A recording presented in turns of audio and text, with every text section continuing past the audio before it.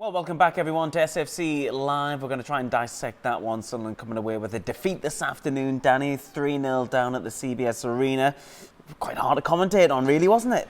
Yeah, it was a tough watch. We've got to be honest. I think the lads, as I said there, they'll know themselves now. Back in the changing room, not at it from the first whistle. Sometimes, you know, if you're having spells in the game where you're not quite at it, then you come into the game, but it just wasn't there this afternoon. Sometimes you have days like that, it's hard to explain, but you've got to try and explain it to the fans. As I say, they're the ones obviously paid their money to go and watch. Yeah. So it wasn't enjoyable, it was difficult, and it just comes, say, at the wrong time of the season really, where we're obviously building towards the playoffs, and now obviously we've got a 2-week break before we play Millwall here as well, so it's a long time to stew on that. Yeah, it is a long time. Let's have a look back through the action from the game then. We can just try and see where Sunderland weren't at their best. The most annoying thing for Sunderland fans watching this, and me and you, is that we know that this team can be a lot better than this. Yeah, they can, yeah. I think, looking at it today, I'd say, obviously he's made a couple of changes. People can argue about formations till the cows come home. 4-4-2 midweek. A lot of people were after that. I thought, yeah, go with that, great. It didn't work. That's not to say it's the formation's fault. Come into it today, changes it up, brings a couple of bodies in, but again, it's not there. So is it the formation's fault? Is it the energy levels, the desire of the players? I say it's an accumulation of everything really. Coventry looked like they've had more legs than us around the pitch. Yeah. Desire, I'd say challenges. Desire's a good one. Desire is the one that's what annoys you. I think if you're not at it as a player, you can see Chris Metman, who's getting it up all afternoon. He's in a tussle with Haji Wright, who's frustrated in that, and that's sometimes what you need to see from some players. But when you're setting best to the ball, and the midfield, we got out fought in there. It's a tough one to say. It's like to say bullied. It's a horrible word to use, really. But at times, it almost felt like we got bullied out there this afternoon. And it was breaking down all the time. Decision making. Yeah, I know. Dig Dennis out here, and he's had a bad afternoon, and he's obviously picked up an injury. But keep the ball in play. We've got possession there. We've not had a lot of possession. Keep the ball in play. You're not going to benefit from getting a throw in there. Picks it up, throws it into Dan, gives him a rotter really, doesn't it? It pops up off Dan's chest. Maybe Dan can hook it over his head into their sort of box area. Gets caught in possession. They're driving at our back line. Still work to do. Look, there, chops inside Luke on this one.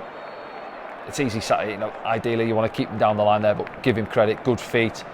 Decent, puts his laces through it, decent strike, going away from Anthony Patterson. As you say, I perhaps wouldn't dig him out for that one. It's going away from him, it's not a bad strike. And Sunderland got themselves in that position. Exactly, it's the build up 10 seconds earlier. Where have we give possession away? Because that's what you generally do. When you go in the meeting room, debrief it, where's the sort of source of the incident really? And Chris has been excellent all season. And then hangs the leg out. Yeah, he did. Yeah, see there, keep him down the line, he chops inside him, and he knows there. Looks at the ref. It's inside the box. I know one or two of the lads were arguing, but linesman's in a good position, and it was a yard inside the box, and 2-0 uphill task after that. And 28 minutes that was. Yeah, 28 minutes. So it's still a long time to go in the game, but we've not really looked like we're threatening. We weren't having like moments and periods of possession. Shots on goal. Yeah, you asked about it in terms of a shot, didn't you? Really, I think that one's loose from Dennis, isn't it? He's off balance and slices it well wide, and I think Mayenda, where he tried to link up a little. I felt sorry for me in the first half. He was isolated, battling with the centre-backs. He tried to get us going a little bit, but difficult when he's surrounded 3 or 4 blue shirts around him.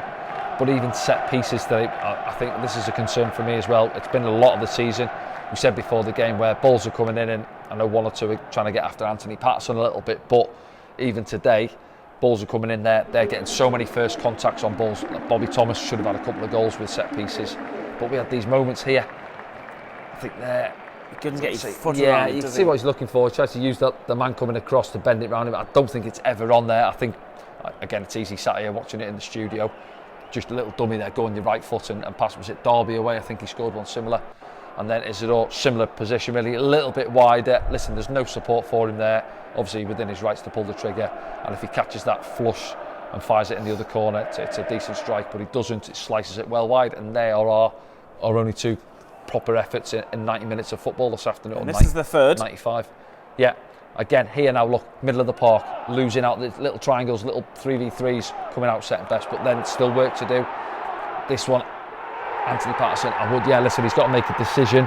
I think Chris Metton's in a decent enough position where his shoulders, look, he's wide. He's got to do something there, Haji Wright, to make something happen. But then because Anthony Patterson comes out, thinks he can get there, then all of a sudden, I'm not getting there, can't bring him down. It's an easy finish in the end for him. I mean, give him credit, it's a nice little dink, but if he doesn't come out, Anthony Patterson, Haji Wright's got to either drive it across him or try and beat Chris Mepham there to create an opportunity. And then that's it, game, set and match, and that's pretty much it. But even this, I know, again, Tommy's come off the bench. He had one the other day. Yeah, back post. He actually got his head on that one, but be brave. But that one there, when you're a 4-3-3 mainly, your opposite winger, you've got to get in back post. You get 3-4 goals a season, and that one there, it's a lovely ball from Patrick. Even Patrick's had a quiet day today, couldn't get into it, but he does well there, goes on the outside of his man, stands a lovely ball up, and he's got his run on his man there. So maybe that's coming from me as a big centre-back who used to love heading footballs, whereas it's not Tommy's game, but there, go and get your team a goal, be brave, go and commit. You know, you might get a bang on the head, but get us back into the game a little bit. But yeah, maybe that kind of mentality was missing all over the pitch today. Yeah, it was. And if everyone's having an off day, it's an uphill struggle. And then the concern is then obviously you're looking around the squad now, and we've just been chatting there. Who are the sort of leaders now who's going to get round there? You know, obviously Dan Ballard's missing. I can imagine Dan's the type who'd be in there getting around people. The coaching staff now have got to get around the boys and try and get us organised again, because that's a confidence sapper, that result. I thought the break is going to come at the right time for a few, but again, we've got five, 6 lads away on international duty, so it's not really, is it? It's not really a break for those boys. They're going to be travelling, playing games for their countries, but the other boys who are around it, give them a little bit of a breather, and then say, listen, we've got to refocus. Let's get ready to go again. The old cliche, 8 cup finals. Yeah. Make sure we seal our place in the playoffs first up. I think obviously forget about automatics now, if we're honest, but teams over our shoulder. We've got a nice cushion, 10 points or so, but all of a sudden, if we're not picking up results and we perform like that, that gap's going to close all of a sudden, and then could get a little bit edgy. Let's have a look at the scores from around the Championship this afternoon then, and then we will have a look at that league table as well. So last night it finished Bristol City 2, Norwich City 1. In the early kick-off it was Millwall 1, Stoke City 0, and Queen's Park Rangers 2, Leeds United 2. In the 3 o'clocks, Blackburn Rovers 1, Cardiff City 2, Luton Town 0, Middlesbrough 0, Oxford United 1, Watford 0, Plymouth Argyle 2, Derby County 3, Preston North End 2, Portsmouth 1, Swansea City 0, Burnley 2, and that's another clean sheet for Burnley as well. We've got West Brom 1, Hull City 1. You know all about our game, and tomorrow is the Steel City Derby. Let's have a look at the Championship table as it stands here. Around about 5:10 on Saturday, the 15th of March, Leeds top the pile, but Burnley moved to second in light of Sheffield United playing tomorrow, of course. We are still in that 4th position, but 10 points is the gap now between Coventry City. And judging on today's, performance, it's Coventry City who have the momentum. We have the points advantage, Danny, though. Yeah, no, it is. And just as you say there, big game for Sheffield United tomorrow against their rivals, isn't it, in the Sheffield Derby? And they go joint top with Leeds if they pick up the 3 points. Obviously, Leeds have got the cushion of, 30-odd goal difference on them. But, it's tightening up there. I think a lot of us thought Leeds were going to gallop away, but they've had a bit of a bump in the road, haven't they? So. And then just below us there, West Brom not capitalising today, 1-1. It's tight right in behind us. But from our point of view, we've got to get switched on. Got to go again, haven't we? Get back to winning ways and the performances that we know that team can give us. Juice, yeah. Any hashtags going around? I'm sure there's been a lot of expletives, but these are the family-friendly ones.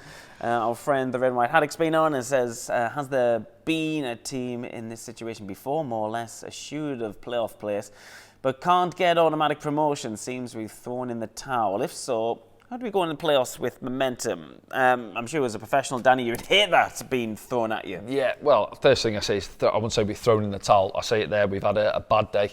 Again, what we're said in comms up there is 2 or 3 you can maybe carry. Can't carry 7 or 8. I think there's not many who could get back on the bus there and think they've played anywhere near their maximum today. Yeah. So sometimes you've got to hold your hands up, but we haven't thrown in the towel, I don't think. The concern is then that we're in that zone, we've said it last couple of weeks, where we know that we're not going to get to the automatics, and then you're almost waiting for the playoffs to come round, but you've got to still...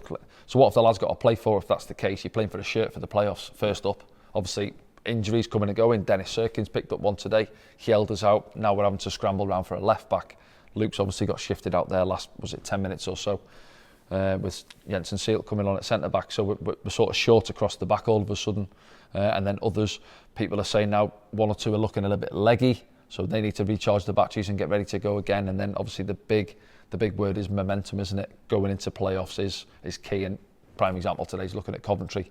Yes, they had a blip in the week against Derby, but they got right back on it this afternoon, and they look a good team. Yeah, they do. So if you're going into the playoffs now, again, hindsight's a wonderful thing looking at the result today, but if you're going into that there and you're looking at 2 legs against that Coventry side, all of a sudden you're thinking, this is going to be a tough old encounter. So, you're hoping that the boys can come through it, and the senior lads in the squad, there aren't too many, of course, but there's 1 or 2 in there, can get around the boys and say, listen, that has gone now, poor performance, poor result.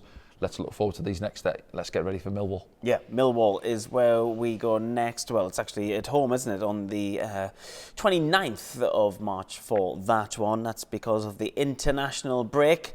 And Sunderland will have to reset and go again as we go into the final 8 games of the season. If you want to come along with us for that one, get your matchday streaming passes right now at safc.com. Enjoy the international break if you can, and we'll see you very soon here on SAFC Live.